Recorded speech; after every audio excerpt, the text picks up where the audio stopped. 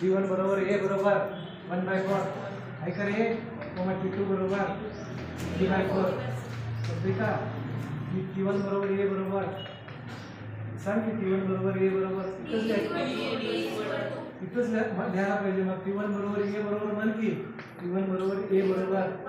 1/4 comma T2 बरोबर T2 बरोबर पुन्हा 3/4 D is equal to सांग D is equal to T2 minus T1 is equal to 3/4 minus 1/4 is equal to छेद सारखा आहे छेद सारखा असतो तर एक छेद अगोदर येतो आणि त्याचं 3 minus 1 is equal to 2/4 is equal to 1/2 दोन न घेतलं वेगवेगळे दोन्ही 4 1/2 समजते का? First term T1 is equal to A is equal to इथे 1/4